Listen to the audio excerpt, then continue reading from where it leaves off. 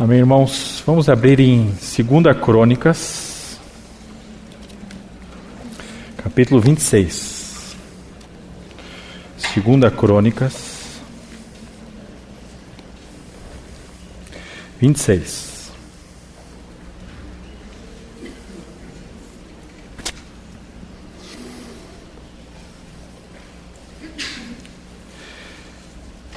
Segunda Crônicas 26. Então, todo o povo tomou Uzias, que tinha 16 anos, e o fizeram rei em lugar de Amazias, seu pai. Este edificou a Elote e a restituiu a Judá, depois que o rei dormiu com seus pais. Tinha Uzias 16 anos quando começou a reinar, e 52 anos reinou em Jerusalém. E era o nome de sua mãe Jecolia, de Jerusalém. E fez o que era reto aos olhos do Senhor, conforme tudo o que fizera Amazias, seu pai. Verso 5. Porque deu-se a buscar a Deus nos dias de Zacarias, que era entendido nas visões de Deus, e nos dias em que buscou ao Senhor, Deus o fez prosperar. Porque saiu e guerreou contra os filisteus, quebrou o muro de Gate, o muro de Jabne, o muro de Asdod, e edificou cidades em Asdod, e entre os filisteus. E Deus o ajudou contra os filisteus e contra os árabes que habitavam em Gur-Baal e contra os meunitas. E os amonitas deram presentes a Uzias, e o seu nome foi espalhado até a entrada do Egito, porque se fortificou altamente. Também Uzias edificou torres em Jerusalém, a porta da esquina e a porta do vale, e a porta do ângulo, e as fortificou. Também edificou torres no deserto e cavou muitos poços, porque tinha muito gado, tanto nos vales como nas campinas. Tinha lavradores, vinhateiros, nos montes e nos campos férteis, porque era amigo da agricultura. Tinha também Uzias um exército de homens destros na guerra, que saíam à guerra em tropas, segundo o número da resenha, feita por mão de Jeiel, o escrivão, e Maséias, oficial, sob a direção de Hananias, um dos capitães do rei. O total dos chefes dos pais, homens valentes, era de 2.600 homens. E debaixo das suas ordens havia um exército guerreiro de 307.500 homens, que faziam a guerra com força belicosa, para ajudar o rei contra os inimigos. E preparou Uzias para todo o exército escudos, lanças, capacetes, couraças e arcos, e até fundas para atirar pedras. Também fez em Jerusalém máquinas de invenção de engenheiros, que estivessem nas torres e nos cantos, para atirarem flechas e grandes pedras, e propagou a sua fama até muito longe, porque foi maravilhosamente ajudado, até que se fortificou. 16. Mas havendo-se já fortificado, exaltou-se o seu coração até se corromper, e transgrediu contra o Senhor, seu Deus, porque entrou no templo do Senhor para queimar incenso, no altar do incenso. Porém, o sacerdote Azarias entrou após ele, com ele 80 sacerdotes do Senhor, homens valentes, e resistiram ao rei Uzias, e lhe disseram: a ti, Uzias, não compete queimar incenso perante o Senhor, mas aos sacerdotes, filhos de Arão, que são consagrados para queimar incenso. Sai do santuário, porque transgrediste, e não será isto para a honra tua da parte do Senhor. Então Uzias se indignou, e tinha o incensário na sua mão para queimar incenso. Indignando-se ele, pois, contra os sacerdotes, a lepra lhe saiu à testa, perante os sacerdotes na casa do Senhor, junto ao altar do incenso. Então o sumo sacerdote Azarias olhou para ele, como também todos os sacerdotes, e eis que já estava leproso na sua testa. E apressuradamente o lançaram fora, até ele mesmo se deu pressa a sair, visto que o Senhor o ferira. Assim ficou leproso o rei Uzias até ao dia da sua morte, e morou, por ser leproso, numa casa separada, porque foi excluído da casa do Senhor. E Jotão, seu filho, tinha o encargo da casa do rei, julgando o povo da terra. Quanto aos mais dos atos de Uzias, tanto os primeiros e como os últimos, o profeta Isaías, filho de Amós, o escreveu.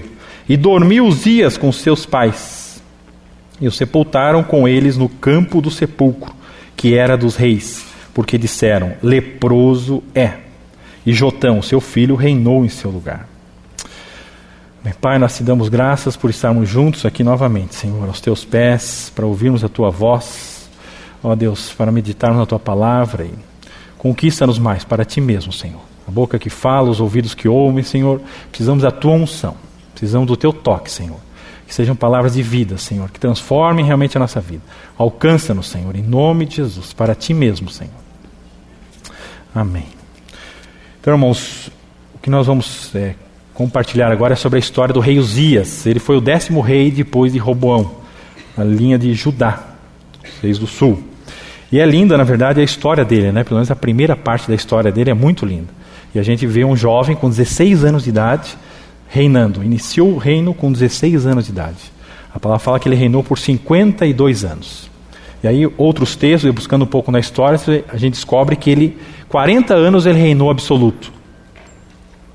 Até aí os 56 anos de idade. E 56 anos de idade aconteceu isso que a gente leu aqui. Ele entrou no templo do Senhor para oferecer incenso.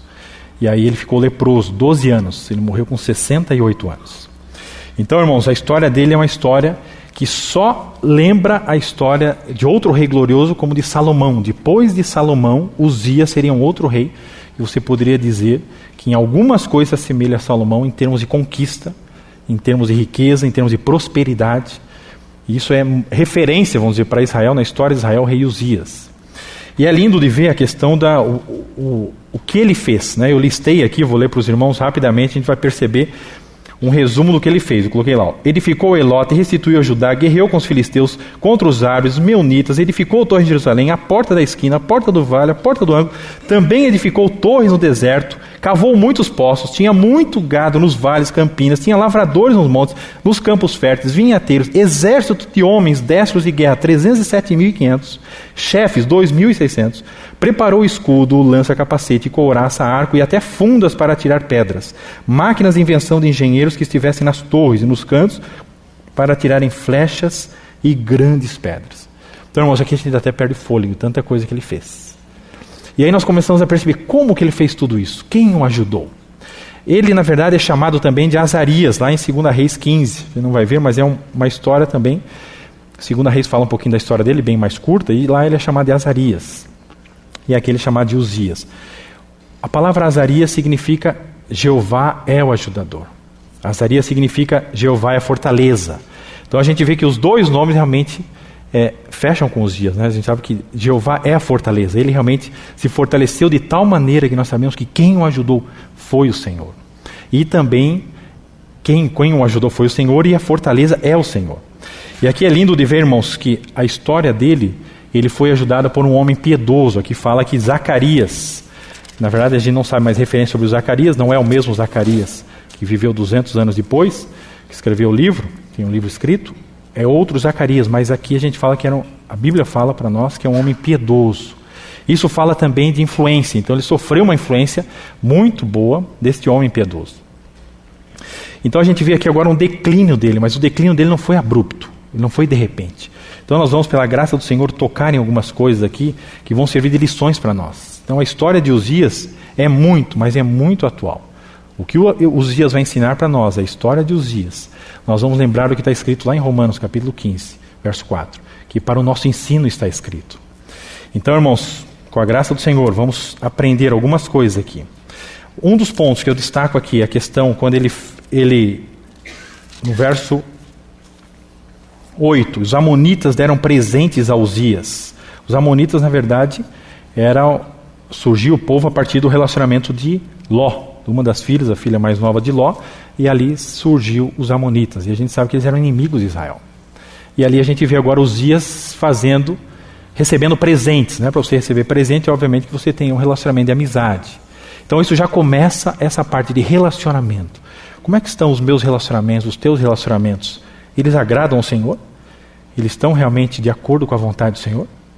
Isso conta muito, irmãos, em relação à nossa vida espiritual. Nossa saúde espiritual está diretamente ligada aos nossos, aos meus, aos teus relacionamentos. Aqui a gente vê Uzias se relacionando com os amonitas. E aqui a gente vê já uma brecha que ele foi abrindo. Então, irmãos, a questão é, a experiência vai falando que a nossa fé, ela pode ser comprometida, dependendo com quem nós nos relacionamos. Então é muito sério essa parte, quando a gente vê essa atitude já de Uzias. No verso 16 vai falar assim, mas havendo-se já fortificado, exaltou-se o seu coração, até se corromper. Então, a questão é, essa exaltação, irmãos, esse nome dele que se espalhou até o Egito, ficou conhecido. Quando a fama, quando a glória, ela toma conta do coração do homem, nós sabemos que a queda está muito eminente. A soberba, a ruína, precede a queda. A altivez precede a queda. Então, isso serve de exemplo para nós também. Quando nós, muitas vezes, imaginamos nossa pseudo, talvez, prosperidade, quando imaginamos que é nosso, mérito meu, mérito seu, você não reconhece a mão do Senhor, aquele que Jeová é o ajudador, o Senhor é aquele que nos ajuda. Quando nós não reconhecemos isso, nós estamos correndo grande perigo. Então, irmãos, por isso é importante, continuamente, nós reconhecemos a mão do Senhor por trás de cada situação em nossa vida. Aquilo que o Senhor está fazendo em nós, como o Senhor está trabalhando, reconhecemos a bondosa mão do Senhor. Isso a gente vê na vida de Uzias. Infelizmente, ele não reconheceu. E aí nós podemos ver agora, irmãos, o que ele fez? Ele adentrou no santuário. Eu coloquei aqui uma figura. Aqui, eu já comentei com os irmãos. Esse aqui é o templo de Salomão. Ele, na verdade, entrou no templo de Salomão, né? A gente sabe que Salomão que construiu o templo. O tabernáculo foi dado a Moisés no deserto, foi como uma réplica. Deus orientou ele a fazer como um modelo que mostrou ele no monte.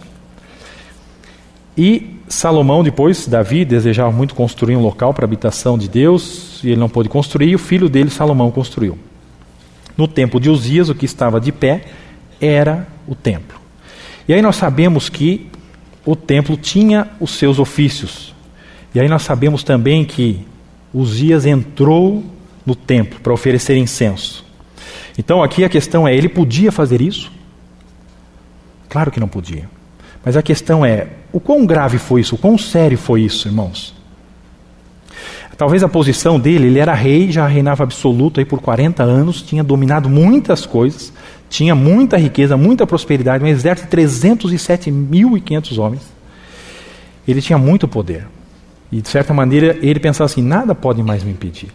Ele talvez tinha vizinhos, o faraó era um que era rei, sacerdote, os cananeus, e talvez ele queria também ser rei, já era, e sacerdote.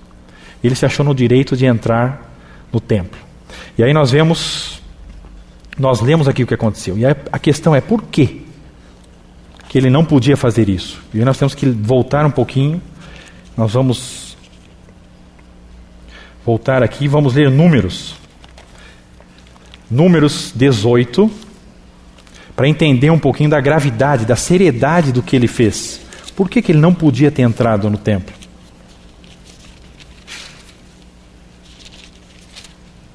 Para oferecer incenso. Números 18, verso 4. Mas se ajuntarão a ti e farão serviço da tenda da congregação em todo o ministério da tenda. O estranho não se chegará a vós. Isso aqui é o que Deus está falando a Arão. No verso 7. Mas tu, Números 18, 7. Mas tu e teus filhos contigo cumprireis o vosso sacerdócio, no tocante a tudo o que é do altar e a tudo o que está dentro do véu, nisso servireis. Eu vos tenho dado o vosso sacerdócio em dádiva ministerial, e o estranho que se chegar morrerá. Então, irmãos, aqui estava muito claro, o Pentateuco, Uzias tinha na mão. Ele sabia disso, ou deveria saber. Ele deveria ter aprendido isso, eu creio que aprendeu com Zacarias. Mas ele não guardou, ele não obedeceu. Então aqui essa história aqui de Números, na verdade, teríamos que voltar um pouquinho em Números 16, quando vai falar da questão da rebelião de Coré, Datã, Abirão e On. Nós vamos ler lá em Números, nós podemos ver em Números, né, relembrando, Coré na verdade, era primo de primeiro grau aí de Moisés e Arão. Ele era neto, na verdade, de Levi, Coate. E aí Coate teve o filho Arão, casou com Joquebede, teve Moisés e teve Arão. E Izar teve Coate. Teve teve Coré. Coate teve os filhos, e Coré, Izar é filho de Coré. Esse irmão Coré, ou este homem Coré, ele na verdade se rebelou contra Moisés e Arão, dizendo: por que vocês se fazem príncipes sobre nós? E aí nós entendemos pelo contexto que ele já na verdade servia, ele já era de certa maneira um levita, ele já tinha exercícios no templo, ou no caso lá na época era tabernáculo. E ele se rebela contra Moisés e Arão. E aí a gente sabe também que Datã e Abirão também se rebelam, mas talvez eles da tribo de Ruben queriam talvez outras coisas aí que eles lembram lá do Egito e tal. Bom, a questão é a seguinte: o que Deus faz? E aí Deus vem agora o seguinte, olha, em Números 16 ainda nós vamos ver lá a questão da terra engolindo lá toda a família deles, e no final do livro de Números, do capítulo de Números ali, nós vemos 250 outros que estavam queimando incenso também são consumidos. E aí o povo se rebela de novo, e dizendo que Moisés e Arão tinham matado o povo. E aí Deus se levanta para fazer juízo, e aí Moisés clama para que Deus não faça aquilo. E levanta uma praga e morre ali mais 14 mil pessoas.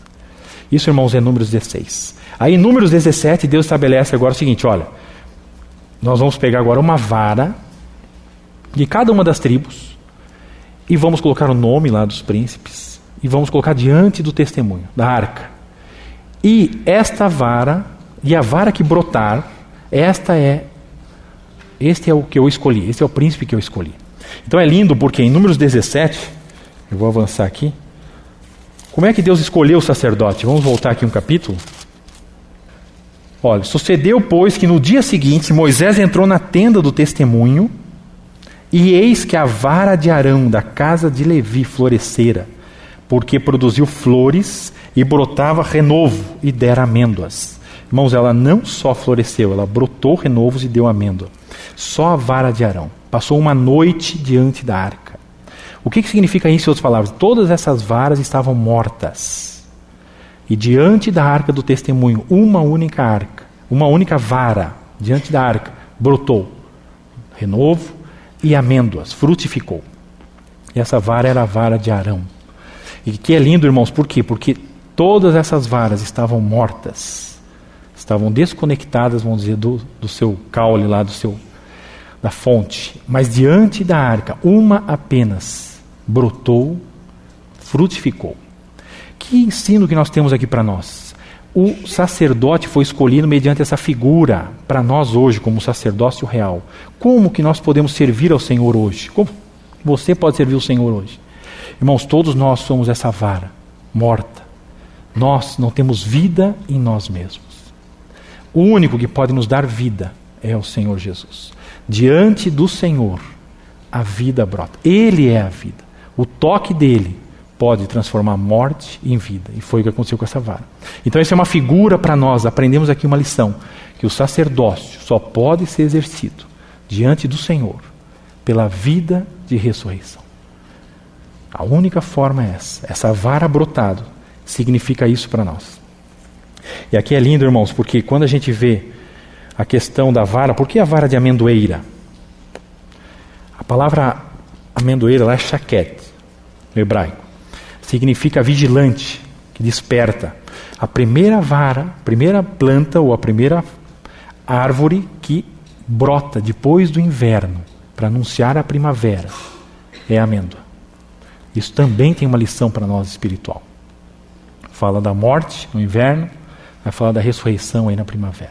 Então, irmãos, a amêndoa tem esse significado aqui também na palavra. A gente sabe que tem várias figuras do tabernáculo que o Senhor usa a amêndoa para representar essa questão da morte, anúncio da morte e anúncio da ressurreição. A amêndoa tipifica isso. Então aqui é lindo de ver essa vara de amêndoa. Por que Deus escolheu a amêndoa? Para tipificar isso. Morte, ressurreição. E a vida, irmãos, que brota da morte.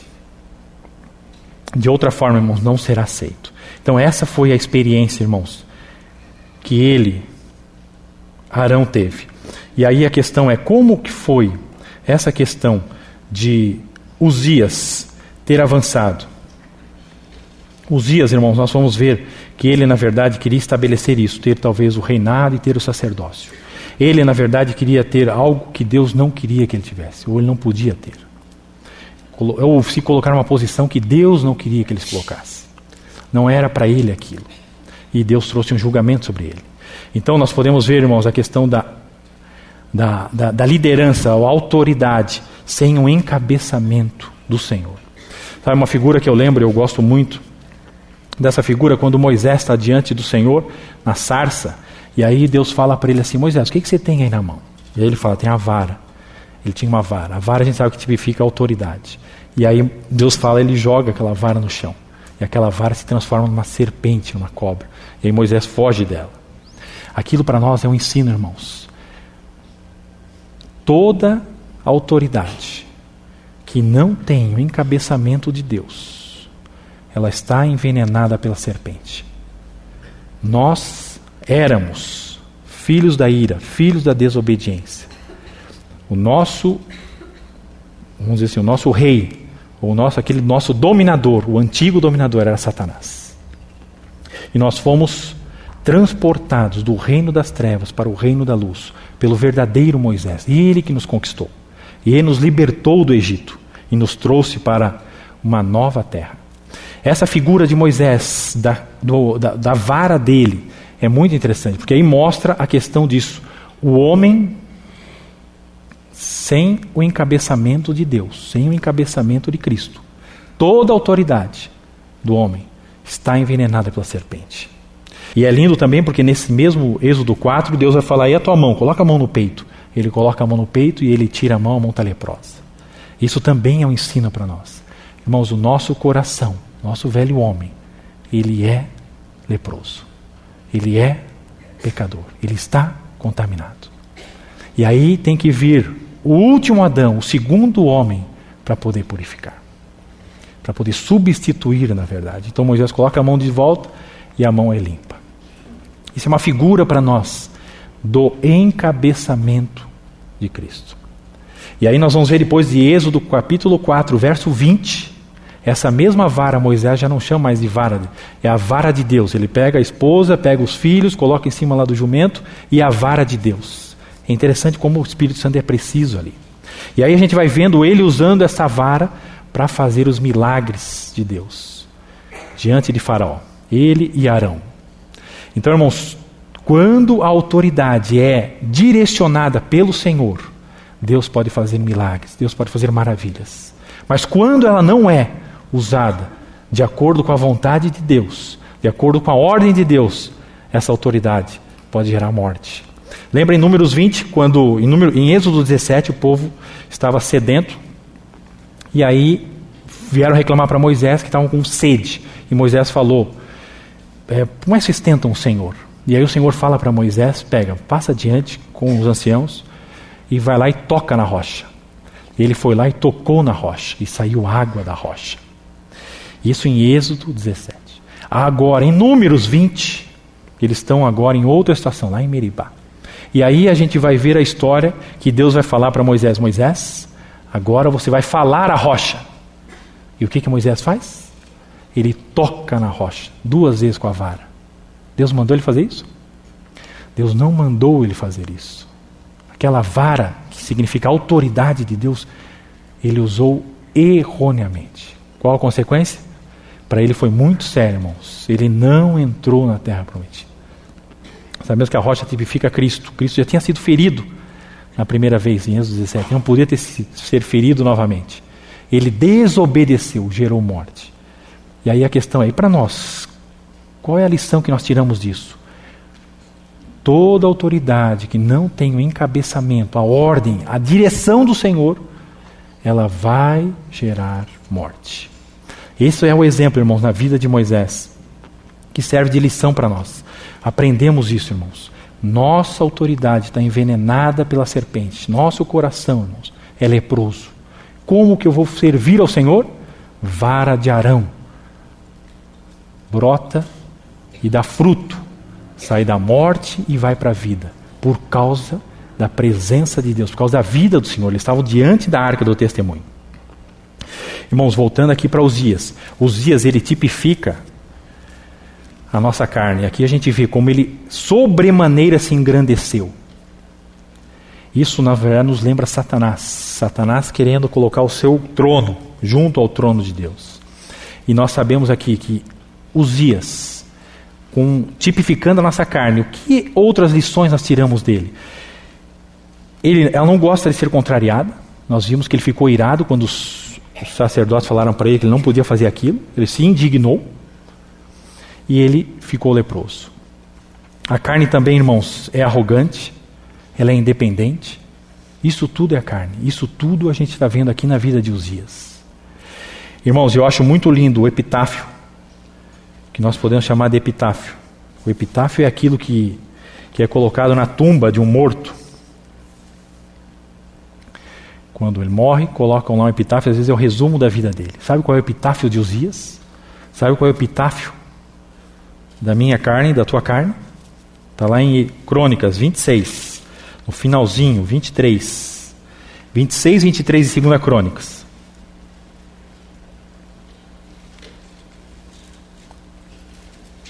Leproso é. Leproso é. Tem outro epitáfio melhor para a nossa carne do que esse? Leprosa é. O que significa leproso na Bíblia? A gente sabe que lepra tipifica o pecado. E qual era a consequência ou o que acontecia com o leproso? Foi o que aconteceu aqui com Uzias.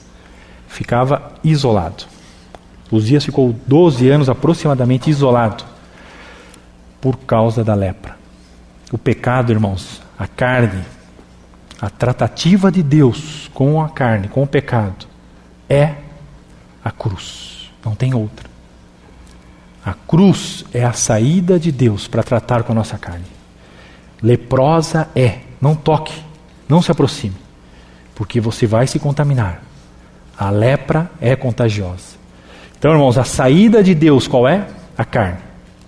Para a carne é a cruz. Se não tiver cruz, irmãos, não tem como o Senhor operar. Porque a carne vai se interpor com o nosso espírito. Nós sabemos disso. A cada dia você tomar a cruz e negar a si mesmo. Lucas 9, 23 vai falar disso. A cada dia, não é uma vez só, é a cada dia. Lembra de Moisés? Quando ele viu, ele tinha 40 anos de idade, ele saiu para visitar o povo e aí ele viu um egípcio e um hebreu estavam brigando, estavam lutando.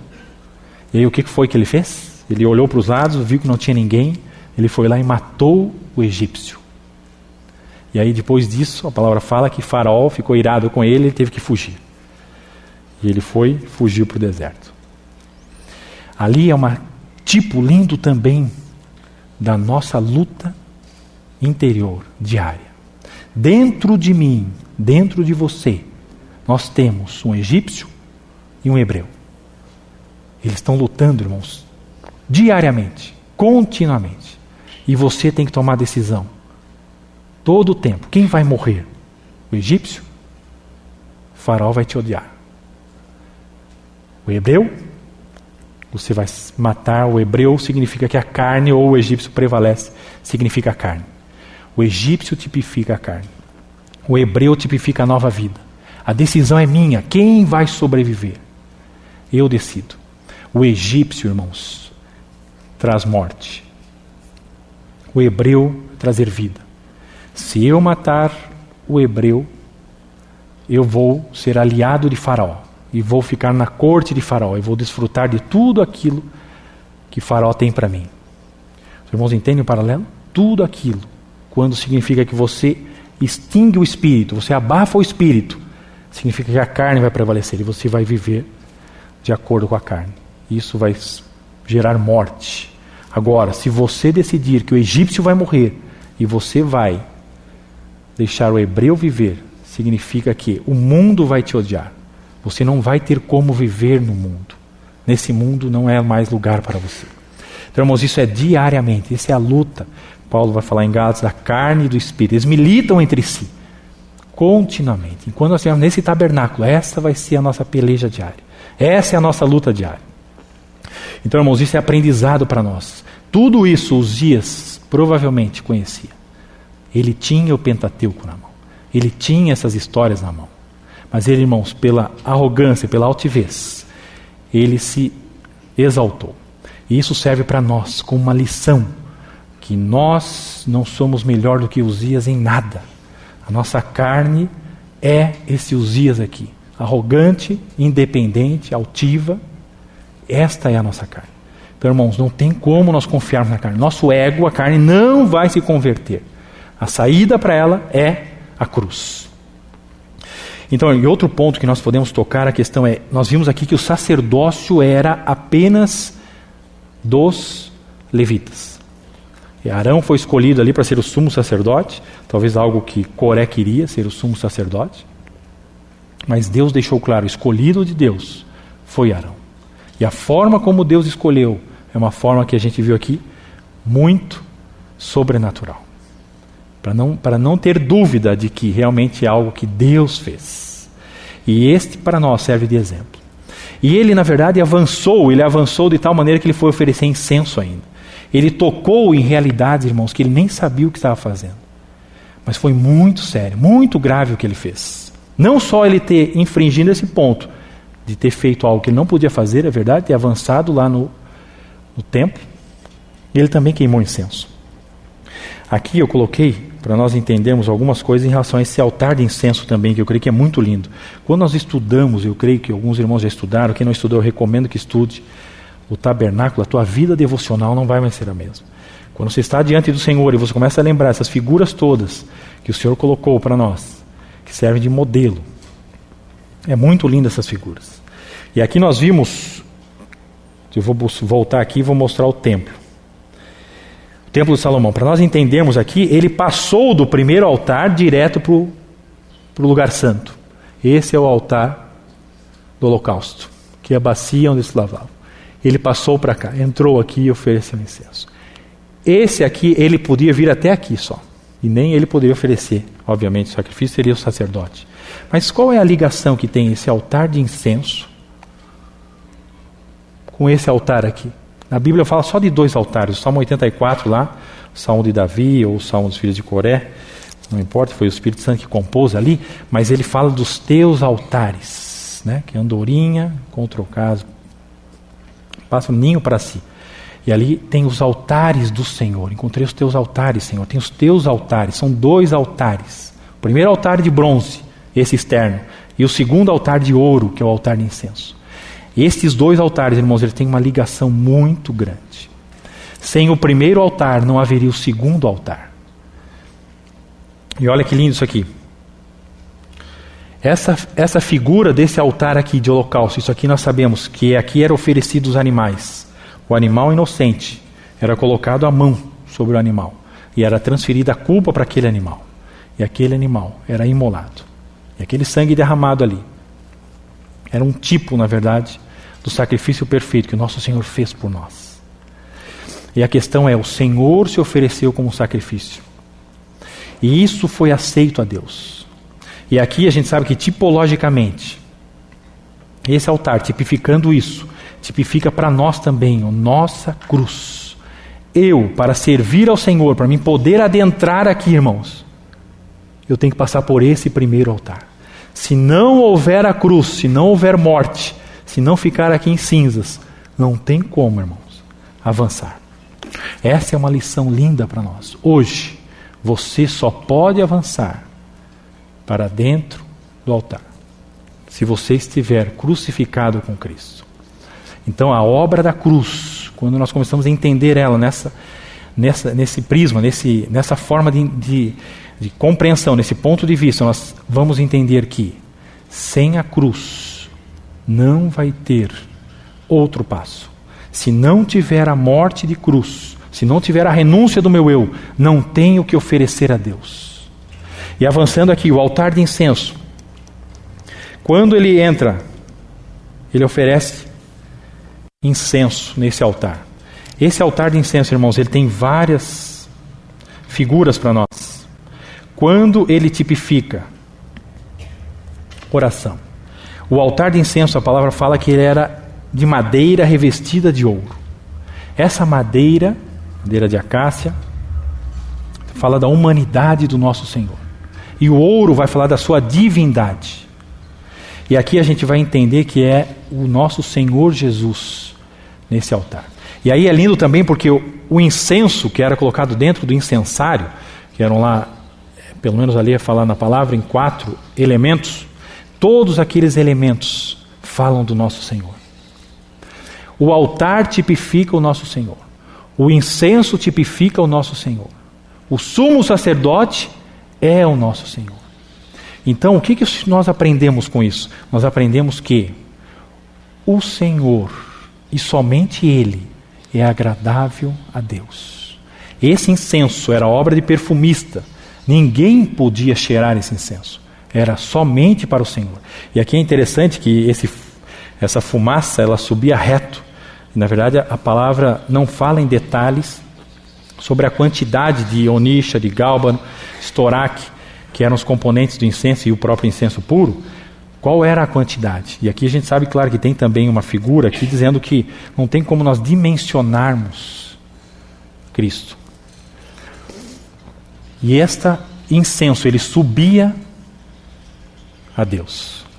Aqui nós vemos, irmãos, uma figura linda do nosso Senhor se oferecendo a si mesmo como incenso agradável.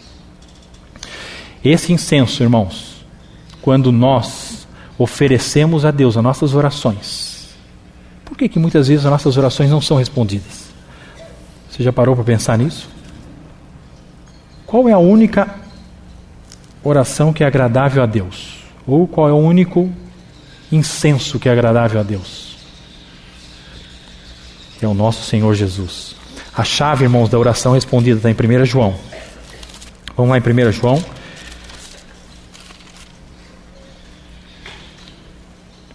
Capítulo 5. Verso 14. 1 João, capítulo 5.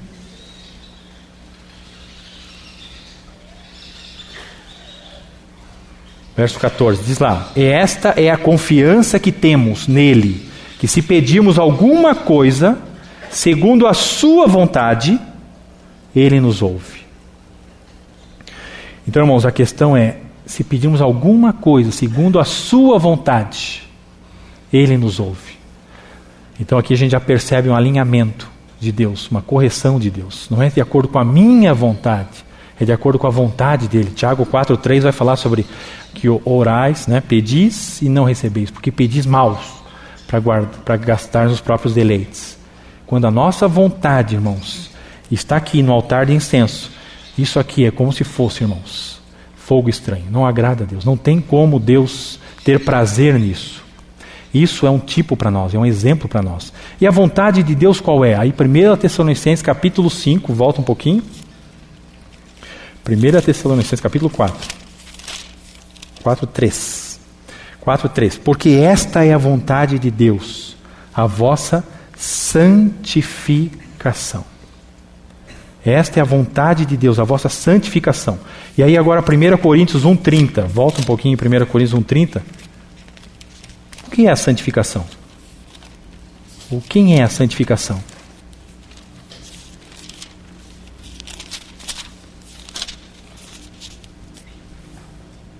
Mas vós sois dele, em Jesus Cristo, o qual para nós foi feito por Deus, sabedoria, justiça, santificação e redenção. Os irmãos estão vendo que tudo converge para o nosso Senhor? Ele é, irmãos, o incenso. Ele é aqui, irmãos, tipificando no altar do incenso. É Cristo e somente Cristo. O que é diferente de Cristo é fogo estranho. Não vai ser aceito por Deus. Então aqui é uma figura linda para nós, de entendermos que o altar de incenso, ele está vinculado ao primeiro altar em outro aspecto também. Eu coloquei um quadro que vai nos ajudar a entender esses pontos. Porque a ligação do primeiro altar com o segundo, função do primeiro, a gente fala de sacrifício. O segundo, irmãos, de queimar incenso. O material do primeiro, bronze, fala de pecado, julgamento. Nosso Senhor. O ouro vai falar no segundo altar e vai falar da madeira também. O objetivo do primeiro, irmãos, é purificação. O segundo, irmãos, vai ser conformação, conformados à imagem do seu Filho.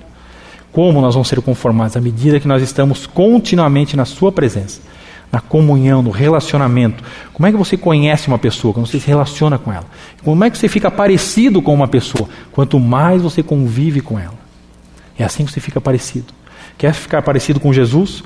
Você passa mais tempo com Ele. É a única forma, não tem outra. O local que estava, um estava no átrio, o outro estava no lugar santo. O significado espiritual, irmãos, é muito lindo. O primeiro altar, expiação, juízo de Deus, provisão, substituição e perdão. O segundo altar, irmãos, é adoração, é o prazer de Deus, é a comunhão, é intimidade, é união. Irmãos, para nós estarmos unidos com Deus, eu tenho que passar pelo primeiro altar. E aqui o que é lindo, irmãos, é que o fogo que queimava o incenso do segundo altar vinha do primeiro altar. Isso também para nós é uma lição. A conexão, a ligação entre o primeiro e o segundo altar. O altar de incenso, ele só existia. O incenso era queimado porque tinha o primeiro altar. Porque tinha a cruz. Porque se não tiver a cruz, se não tiver a morte, não vai haver a ressurreição.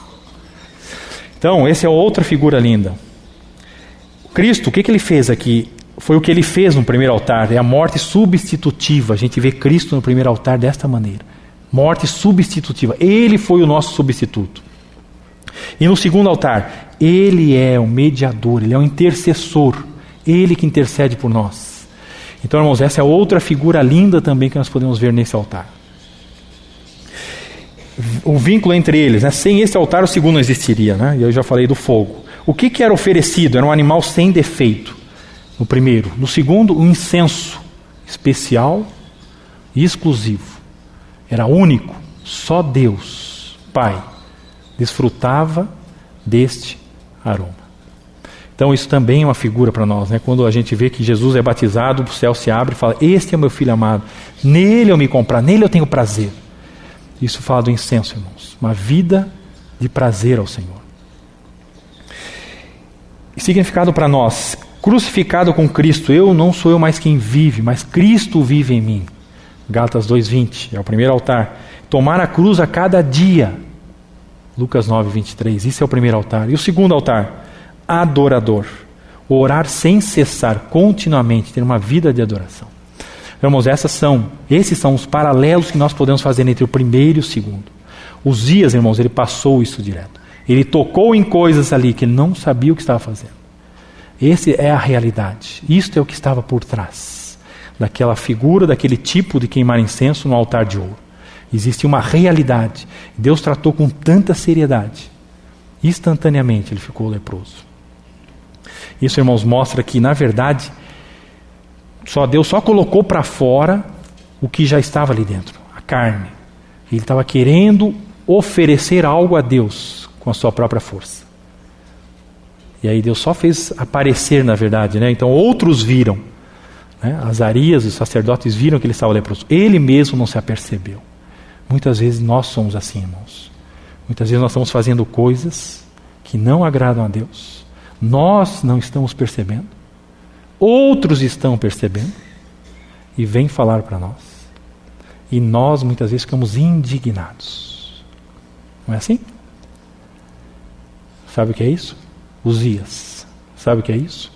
A carne. Irmãos, é uma lição para nós, irmãos. É um temor que nós temos que ter no nosso coração. Senhor, me ajuda. Porque a carne leprosa tem que ficar isolada. Não tem jeito para ela. Tem que ficar isolada. Se não ficar isolada, vai trazer morte. Então, irmãos, isso para nós serve de exemplo. Quando nós estamos diante do Senhor, o que nós temos que oferecer? O próprio Senhor Jesus. Qualquer outra coisa vai ser fogo estranho. Qualquer outra coisa vai ser desagradável a Deus. Então essa lição que nós aprendemos aqui com Uzias serve para a nossa vida. E é lindo também, irmãos, quando a gente vê Isaías foi contemporâneo de Uzias. Em Isaías capítulo 6, verso 1. Olha lá, Isaías capítulo 6, verso 1.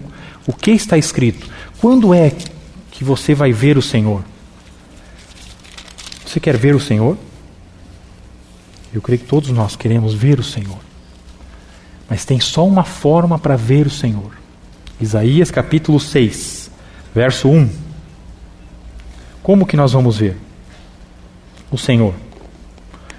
No ano em que morreu o rei Uzias. O que aconteceu com Isaías? Eu vi também o Senhor. Qual é a lição que nós tiramos aqui? Uzias a gente falou que tipifica o quê? A nossa carne.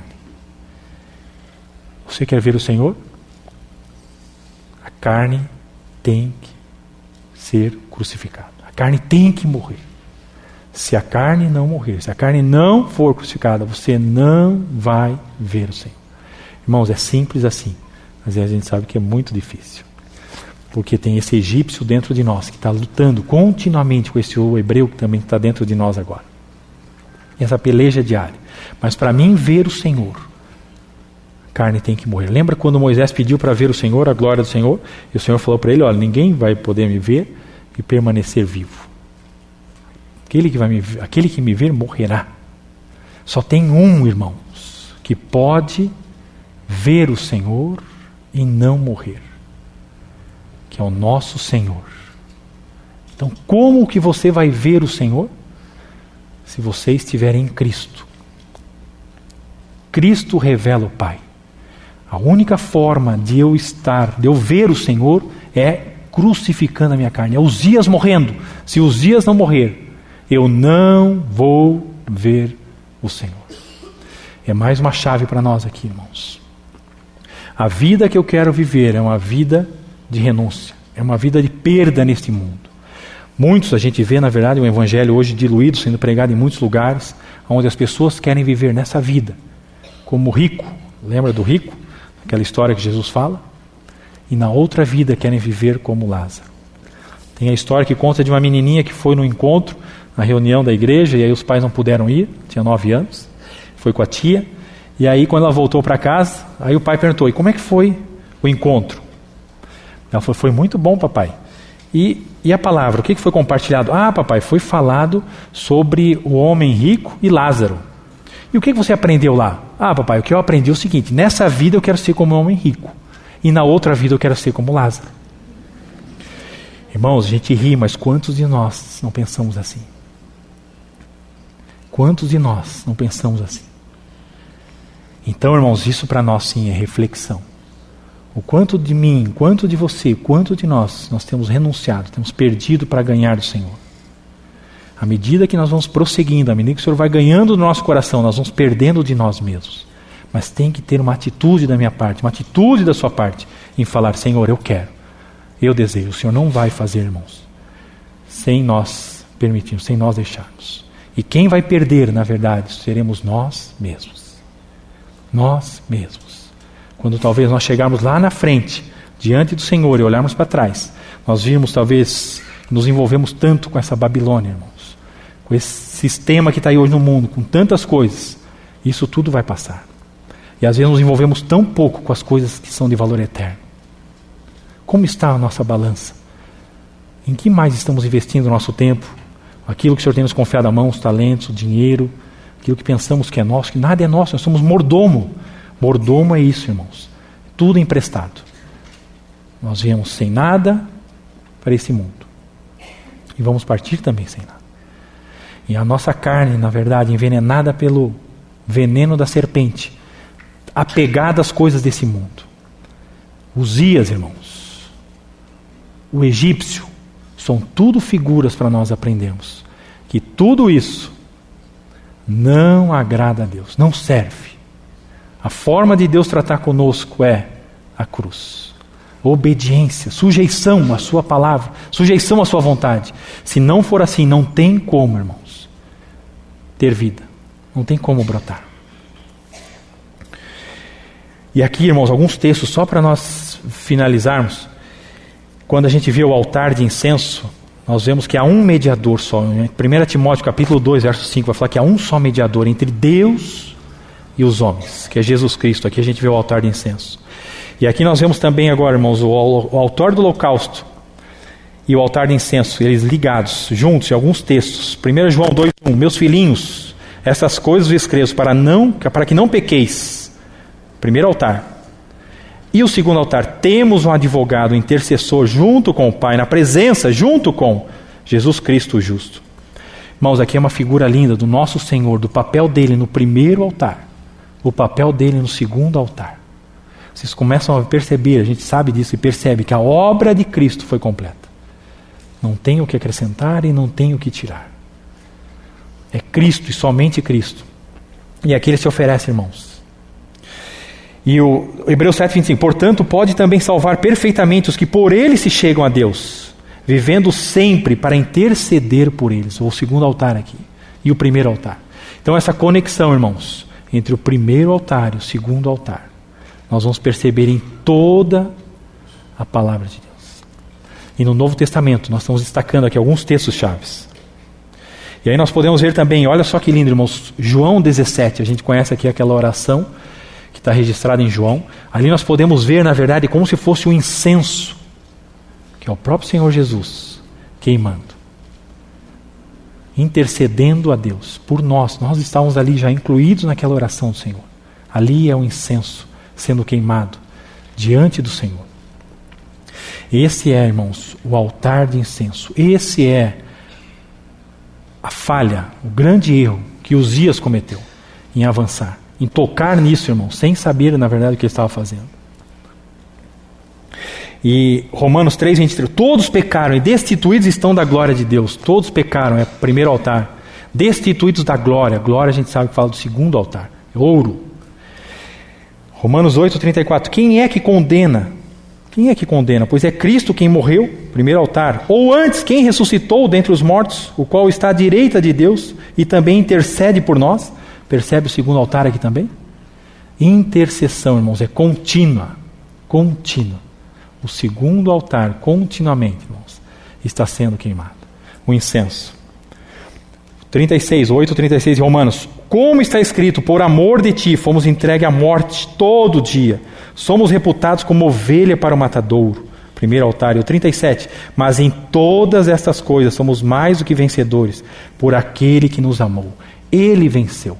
Por isso que nós agora podemos entrar, irmãos, para dentro do Santo dos Santos.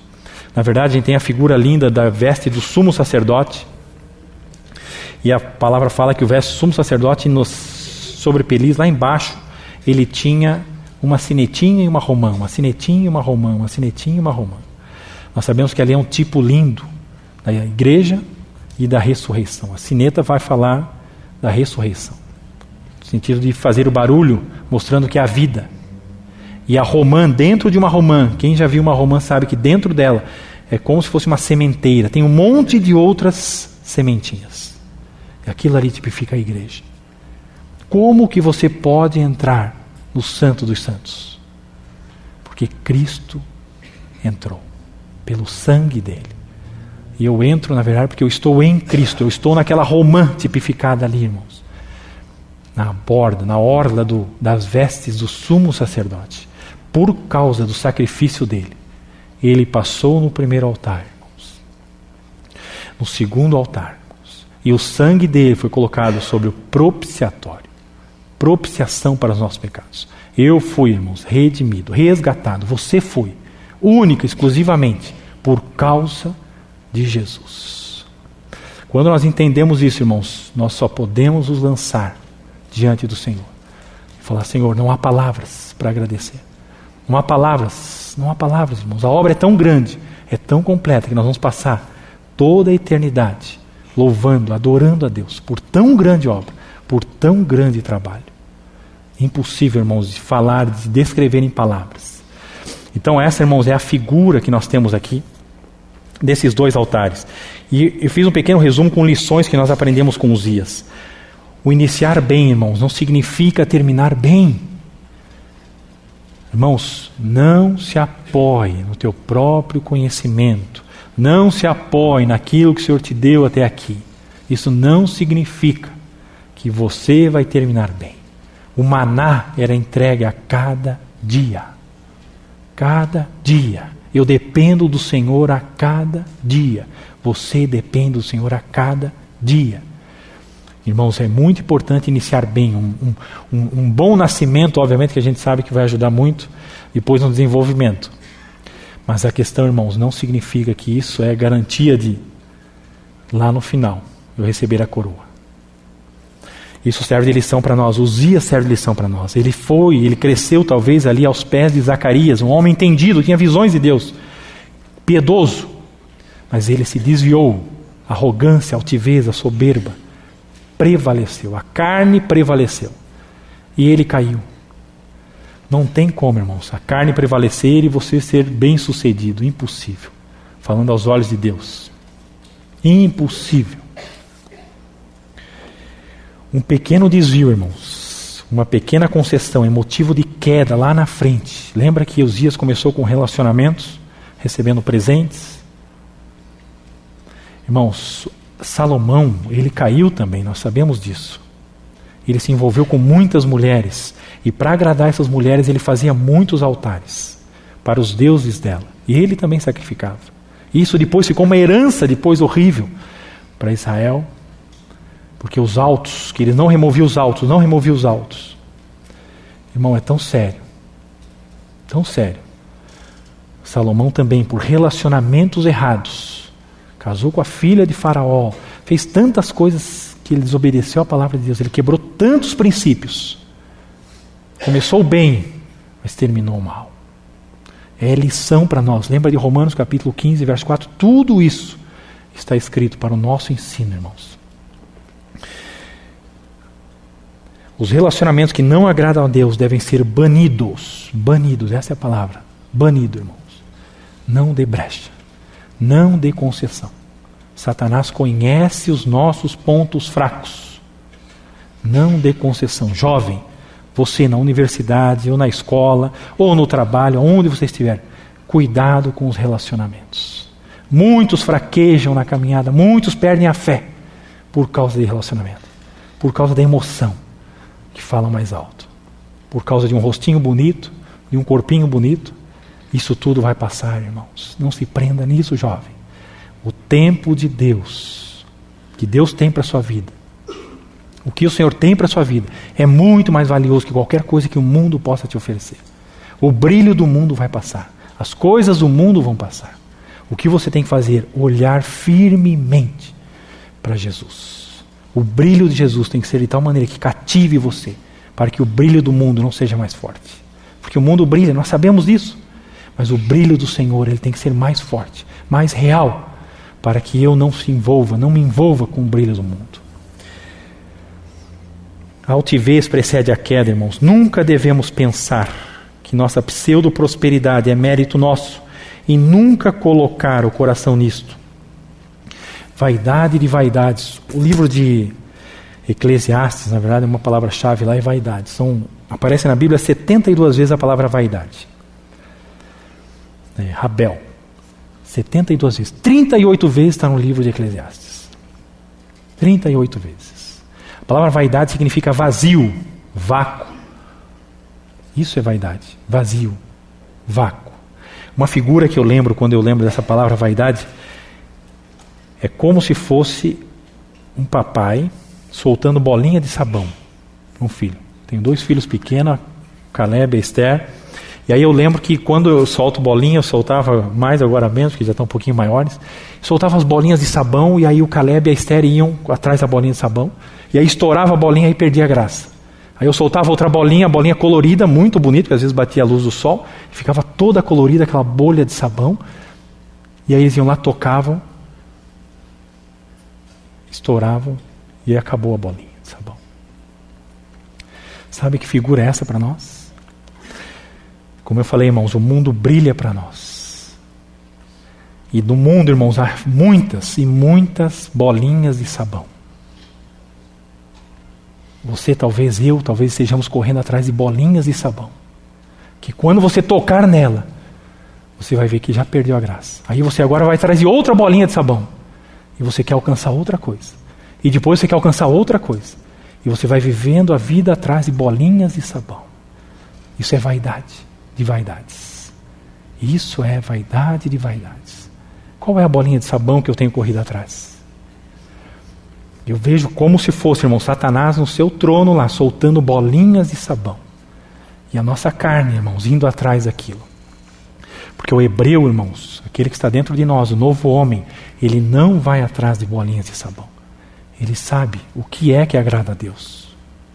Porque o novo homem que está em nós, ele não peca. E por que eu peco ainda? Porque o egípcio ainda está ali.